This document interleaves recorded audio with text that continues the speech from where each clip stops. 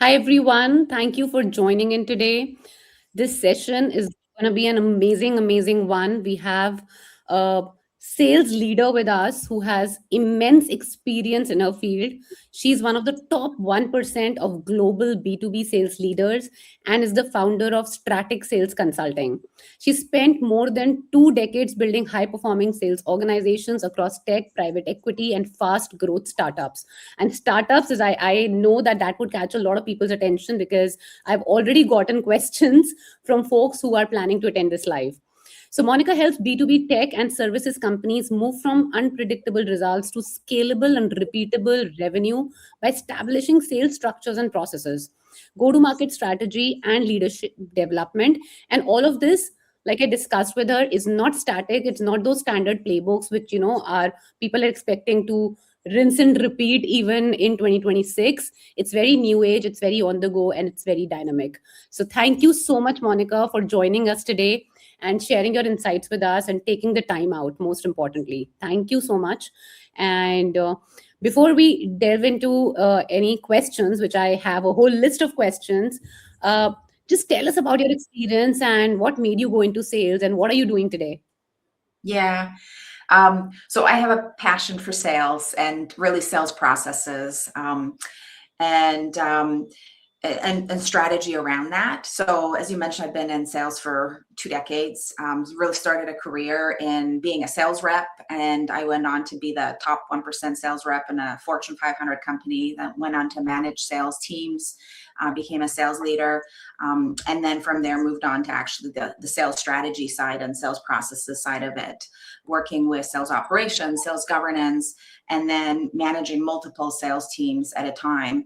And being in private equity, you asked me about what made me go into this and why I'm doing this. So now I have my own sales consulting business where I actually help B2B companies scale, really having repeatable processes to their revenue and their sales process.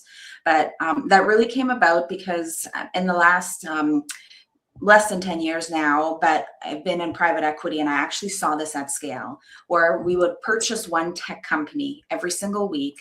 And then within that, they would come under my scope. I had sales teams and we'd basically be able to turn around companies that were struggling in sales, but to do it in a way where we had processes in place where we could sell any product, any service, and basically generate revenue for those companies. And I saw this in venture capital as well, where I worked with companies that had great products and services, but they couldn't scale because they couldn't figure out the sales aspect of it. They didn't know how to start sales, how to start hiring, and then they didn't know how to actually, once they had the hires in place, how to make them successful and how to actually have predictable revenue.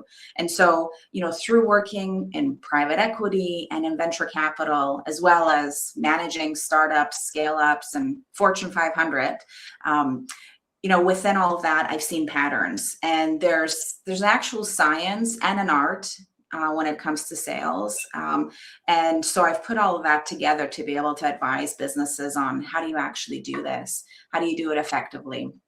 And so I've got a passion for this because I've seen so many companies fail because they didn't have this in place. They had amazing products or services, but because they couldn't figure this out, they couldn't grow or they couldn't move forward as a business. And, a lot of them failed because of it. And so I've got a passion to help businesses get past that so that their companies can be successful. That's a really great point because gets me to my most important question, because we have a lot of founders who've joined in today who are tech founders and they have built great products, and some of them have built agentic solutions, AI agents, which can do a lot of things, and they are deeply ingrained into the tech and the dev part of it. And like with AI, how quickly things change, and they're getting initial traction, but how do you really scale that? Because they have a great product and they would want to rope in more people. And there are two types of categories of products that I've seen, and hence I would want to break this down into a product-led growth motion, wherein for enterprise sales you would want to talk to someone, otherwise it's like a pure play PLG. The second part is wherein the product itself does not have any PLG version. It sells only with the subscription model. So if we talk about SaaS, if we talk about subscription model, how does the sales playbook change, and how should founders, when they're growing? I think I'm putting asking too many questions here because I've been asked so many questions. How do they really take that responsibility and give it to that salesperson and hire intelligently? What processes should they set in place? Yeah, there's a few factors there. One is the stage of their business, and the second is the size of their market and the client that they're selling to, right? So you mentioned enterprise. So if you're in an enterprise space, you're selling in, your sales cycle is long and complex, multi-stakeholders. That's very different than if you're selling to SMB, to small business, and Mm. where it's more transactional, volume-based, smaller ACV, and so that makes a difference, but also the stage of your business. So where are you at? Is it just you, the founder, that's selling? Do you have a large sales team that's helping you sell that, with multiple different roles within that sales teams, from SDRs to AEs, and customer success? So all of that will impact what you do there. And I'll just address some of those, and then let's dig into other questions that you've got, or questions around it. So when we talk about enterprise sales, that one you really need to have, it's not a cookie cutter model, right? Mm. Because you're dealing, it's the sale is complex, and so you're dealing with multiple people, and it needs to be very relationship based in a lot of cases, and customized to the conversation that you're having. You really need to understand the business well, their pains, and how your product can help with those. And being involved in a longer sales cycle, you need to manage that from a sales perspective. So you can't put a script in place that you're saying, just say this and every Mhm. call you have, right? It doesn't work. Yes. But you need to have some kind of guidelines. And with all of these, whether you're selling SMB or mid-market or enterprise, you still need to have some kind of guidelines. And one of the things that I focus on is have a process in place, a system that you can follow. And that system has, whether it's very specific scripts or very loose, but with guidelines of how you want that call or a call to go, and to move to the next stage of the sales process. So it might be another call, it might be a demo, it might be some email interaction, it may be introduction to another department that's going to work with you, but have that flow mapped out. And then when we talk about the pieces of what type of market are you focused on, then we get into more detailed on that. So like SMB, it can be more structured, right? You can have more specific scripts in terms of what you're saying, at least for that discovery call. And what that process looks like can be a lot more, it can be pretty canned. I'm not sure what the word I'm looking for, but where it's so structured that exactly what the steps are every single time, and they're very predictable that way. So that's just very general. And then in terms of where are you at as your business, are you selling as the founder, or do you have a team? And Yes. as you're growing, as you're moving from that founder-led sales into hiring, then you're having to think more about what that system looks like. But you do have to do the sales first yourself. And that's one of the things that I recommend to founders. If they're thinking about hiring, they really need to understand what the process is, what works and what doesn't work.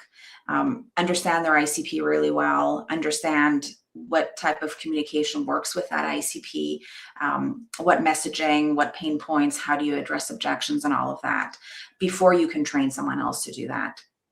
So I know I covered a lot. I'm trying to cover the points that you addressed, and do you want me to go into any more info on that, or any other topics That's that you? amazing. I think we have a similar. You talked about systems, you talked about processes, and you talked about founders actually doing it first and understanding what's working and what's not working. And that reminded me of your recent LinkedIn post where you talked about just that. You mentioned that if your revenue is stalling, you need to stop blaming your team. You need to get up, take responsibility because it's not your team, it's the system. So, like you mentioned, so can you just, I mean, and then you talked about like a three-part process, which looked very simple, but I think there's a lot of depth to it. So if Yes. you could talk us through those three-step process that you talked about and how founders can use that to kind of give structures to that sales system, at least start with that. And later on, you can obviously get in touch with Monica. Yeah, yeah, and you're right. That's just some 3 steps, very basic. And the post that I had was just the 3 steps outlined, but it does get pretty in depth once you go into those 3 steps.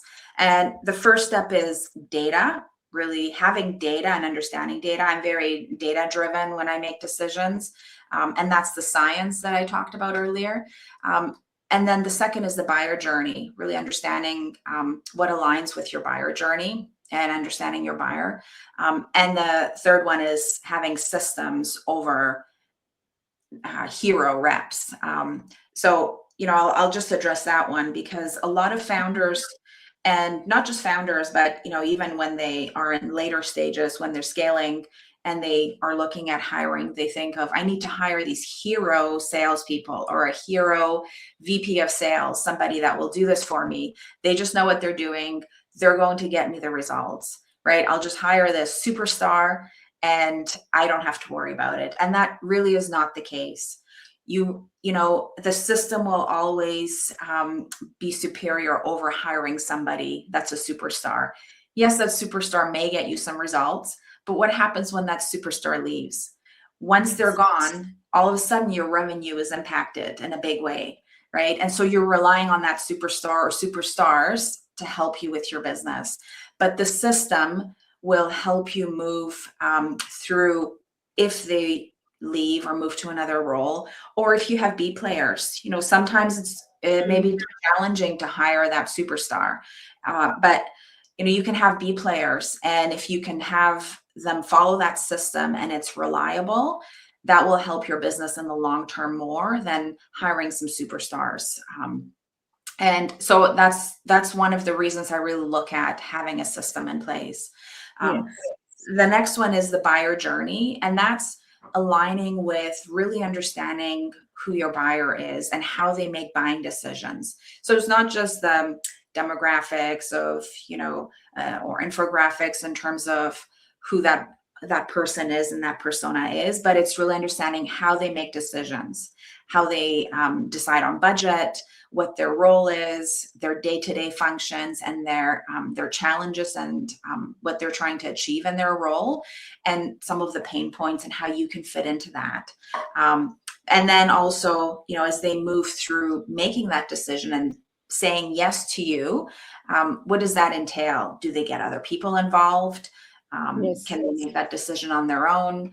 Are there other pieces that they're looking at? For example, other products that you may need to integrate with? Like, what are all those pieces, and really understanding that so that you can figure out how does your product and your sales process fit into that. And the last one is the data. So really understanding your data and tracking. But a lot of founders, what they do is they measure volume. They look at things like how many calls were made, how many emails were sent. And Or attribution, another one of founder favorite. yes, yeah. Or, they'll look at lagging results like revenue that was booked. But that is not really, it's giving you some data, but it's not telling you where deals are stalling. And when you look at data more effectively, you're looking at what step of the sales cycle, where are things stopping? Is one stage not moving to the other? And then you can dig into that, like what's happening in that particular stage that it's not being moved to the next stage, and deals are dropping off or slowing down because of it. So that really helps this is the volume and the activity that's happening. Right. There are a couple of questions which have come in the comment section, and we can take them up. But I think one of them is relevant to what we were discussing, which Dayal is asking, and he's saying that what is the signal that founders miss when it is time to stop founder-led selling and actually build a scalable sales engine? So when should they hire? That what is the single? What is the signal that they should actually hire? And yeah, I think that's the question. So, any insights there? Yeah, there's a few things, and this comes down to where you are in your business.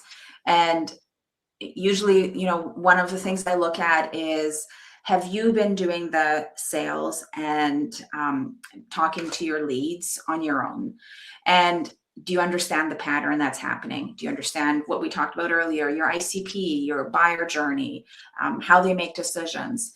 And then do you get to a stage where you feel like you're starting to see patterns emerge and you feel like you've got a good sense of this, but it's in your head? Mm. Um, and then you get to a stage where you're doing it, but you just you can't handle the volume and your capacity. Now it's taking you away from other parts of your business, be it product development, or you're pulling in other people whose job is not this part. And because your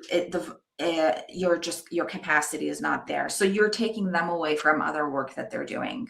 If you're starting to see some of those signs, that may be a good time to start hiring and start putting a system in place. So taking what's in your head and actually documenting it, or having somebody help you document it.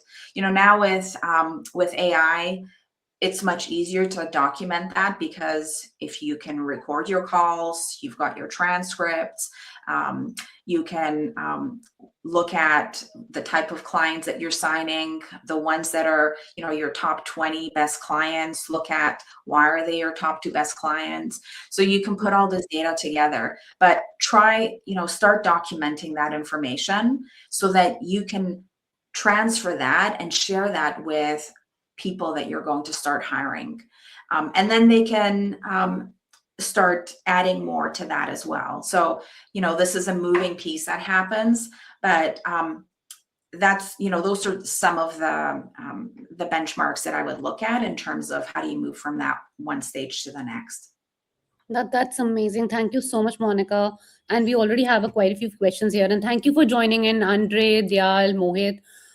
You talked about AI, so Andre was the first one to put his question. So I'm going to take that up. He's saying that not sure if this will be noticed. Oh no, we're noticing that. But how about AI being involved in the sales process, including training, creating the system? Just curious on a perspective in that direction. Yeah, so AI can be used in pretty much in most of the process, the majority of it nowadays. And I would encourage to use AI, but I would also be cautious in terms of how you're using it. Understand that if you're going to use it, look at the output and the quality first, instead of volume and productivity first. So one example I give is, if you're doing outreach and you're sending out emails, if you're going to send out generic emails every time, but you're just doing that at scale, it's not effective compared to if you're hyper personalizing each email and customizing it to the person that you're sending it to, and doing some back-end research. But when it comes to the sales process, I would look at, where is it? So in your buyer journey, understand the stages that you're getting stuck or delaying things. Where can it help you? And I would look at that first place to have AI help you on that piece. So, one example could be, maybe it's the prep for the first call, and actually getting all the data on that particular lead, understanding that person and their role in the company, and what tech stack they're using, like have AI help you with that. And so you've got, this information right in front of you before you make that call. And so you can be more informed, more prepared. That builds trust and credibility. But, that's just one example of if that's where you need help. But, I would look at, what are the stages that AI will help you with the most, and then start there. I think training is also another interesting piece, and there are a couple of startups which are only in this module, wherein you can upload sales materials, and you'll have an agent train real salespeople. Forgetting the name of that startup, but they're doing fairly well, and they've recently raised like a Series B. But that's another, and you can base, and they also train you on objections. So AI is really good at, once you feed in the ICP, to kind of tell you that what can be potential objections that can come up from this ICP. So that was a very interesting use case that I have heard of and we've used in our company in the past. And that gets me to a question that I had already shared with you, Monica, which gets discussed, and there are a lot of different point of views on it. AI SDRs, completely agentic sales, as in no human in the loop. And real estate industry, specifically in Dubai, we've seen some cases wherein this has happened, that they've literally, an agent has gotten an individual for seeing that particular apartment building when they had the open house, and they managed to pull in a lot of high net worth individuals through a calling mechanism, and those folks felt that they were talking to a real person, wherein it was actually an AI agent. So but in some cases we hear that no, people do realize, and it's a very big put off. So they're very mixed signals. One, what do you think about this whole AI SDR space? And two, what do you think is the future of sales rep if this gets picked up? What is your POV on this entire piece? Yeah, there's data coming out now because companies are using AISDRs, and so you can get data on this and what's working, what isn't. Where it's really AI is decisively showing advantages is on volume and speed, and it's not even close. Like, we're talking 10 times, doing 10 times the volume, and they're working 24 hours versus 9 to 5. And also the cost gap. You can see AI, the costs are lower than hiring human SDRs. And in certain motions, AI conversion rates match or beat humans. So all of that is the benefit of using AI SDRs. But there's also areas where humans will still win, and I don't think the SDR role is dead because of it. So humans are still essential for, if you're looking at multi-stakeholder deals and non-standard buying processes, handling objections that are not in the script, building high trust with high value accounts. So, if you're like the enterprise motion, for example, that we talked about, true discovery and qualification in complex environments, all of that you can't, at this stage anyway, have AI SDRs do better than humans. So, understand your product and the customer that you're selling to. It always comes back to that for me. But if you're looking at helping you with research and data enrichment and lead scoring, AI will do a better job at that. It still excels, first touches and follow-ups at scale.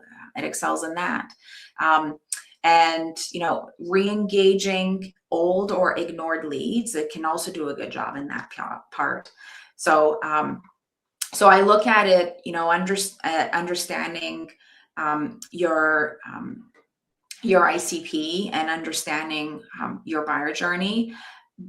Know that if you're plugging in AI into your system and you don't have an understanding of those pieces or your process, then it will just increase that at scale.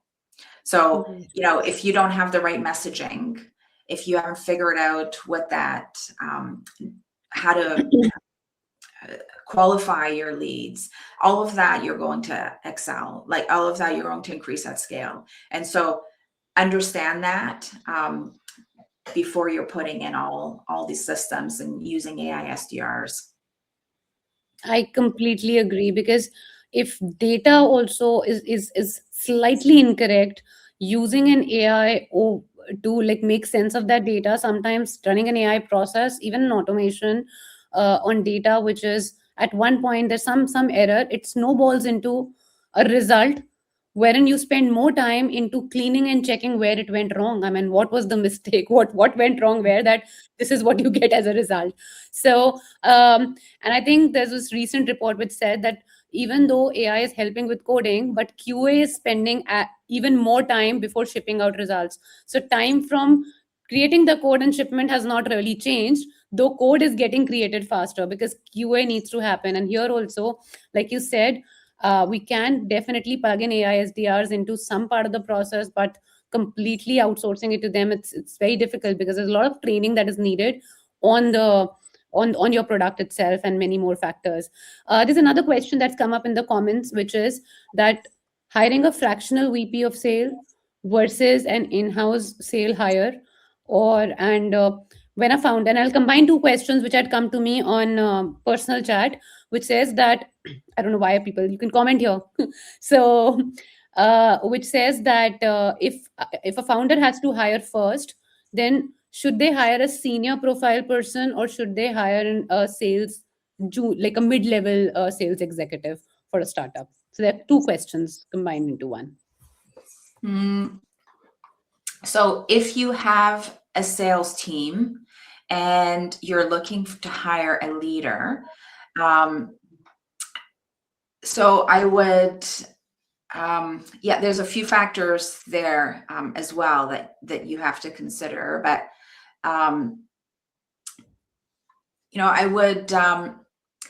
I would hire when you have a repeatable team, right? So we talked about a repeatable process, and then I would talk about a repeatable team that somebody else can take on. So if you don't have that in place and you don't understand what that is, then I would look at hiring a fractional to help you build that out so that the fractional can build the process for you, and then you bring in somebody full-time into your organization that you just hand that to. And then they know what the process is. They can do the coaching through that process. They can do the hiring and recruitment. And that helps them focus on actually getting results based on that process. It can be challenging to look for somebody to hire that understands how to do that process and also be an effective sales leader. Yes. And that's the reason I recommend doing, have somebody help you fractionally to set that up, or even work with somebody that you've hired, to work with them together to do that. But that would be my recommendation for it. And I do fractional work, and I've seen this at organizations where they struggle and they bring me in because they don't have that process and that system. And so then they're having to go back and try to fix it to help run their team and help the leader that they have do that effectively. That's a fair point. So basically, if you don't have a process, get a fractional in so that when the execution happens, you're not basically building on a broken process which will never scale, and then you're stuck in that stalled revenue place. So we're just 2 minutes left for our live. I'll take one last question from the audience, which says, can you explain more about the data points that you were talking about? What is the data points that a founder should focus on while building the sales processes? So basically, you mentioned, I think, in the process flow that you were talking about, Monica, the 3 steps. The first one was data, and I think the question is around what are those data points? Could you just talk about what are the important ones? Yeah, and that goes back to what's your sales motion? What's that entire sales cycle, right? How many steps within that cycle do you have? And so I would look at each stage of that, map out, what's the conversion from one stage to the next? And that will give you a good insight into where deals are stalling. And that would be the first thing I would look at. And then you can use data with some other parts or to dive deep more into those areas. So without really seeing what that sales motion is, it's different for every company. I can't get more specific on that, but that's what I would do. And then use AI with some of the systems in place that you can figure out, why could there be a reason for it to stall in that stage? So earlier you talked about AI being used for coaching. So you can see, for example, if you're not moving from a discovery call to the demo, for example, you could look at the discovery call transcripts and figure out what's happening in those. Like randomly look at a few, pull out some data points, look to see like, are objections being handled effectively? Is rapport being built? Is trust being built throughout the process? Are competitors being addressed effectively? Like you can pull all of that out and then figure out, okay, what's happening, or pull out like what are the common keywords that are popping up, and that gives you some insight into what's happening there, and then how to coach for that. So basically, where is the drop off happening, and what conversion rates are probably on a decreasing trend, like from lead to that first call? What are the, like you said, it's a very specific process for your company. And I completely agree with you. Even for the same company selling to a different ICP profile, slightly different, like size of the company, if that is the differentiation, the sales process kind of changes for a mid market versus a smaller company, and even geography. So I'll end with that one last question. How big a role does geography play? So if you're selling into US versus you're selling into UK versus say Asia, I mean, do you think that plays a very different important role, and certain geographies need to be treated differently within sales while setting up sales processes? That's a very broad question. In general, I would say no. So when, I've managed people in every single continent selling products that could be sold from anywhere to anywhere. And as long as we had a process that was clear, and through data that we knew worked, it didn't matter where that client or lead was located. But obviously there are some nuances in terms of how you communicate in different markets. So you have to understand that part. And that goes back to your ICP as well. So understand those nuances and the business that you're in. But in general, I would say no. Again, that would need some more depth in terms of understanding what that business is and the product in their market. Makes sense. Thank you so much, Monika, for taking the time out today. And we had so many questions. I had prepared a lot of questions, but we were bombarded with questions in the comment section. And I had a few questions come up to me in DM, because I think those guys didn't want to put them out there publicly. So they put across their questions and DM'd me. And I hope we were able to answer all questions. Please connect with Monika, and any further questions you have, feel free to drop her a message. She's been really kind. I mean, we just connected through community, and she was kind enough to give her time and do this live with us. So thank you so much, Monika, for your time. And any one of you folks planning to scale sales functions, she's your girl. Thanks very much. Really appreciate being here. It was a lot of fun. Thanks very much. Thank you.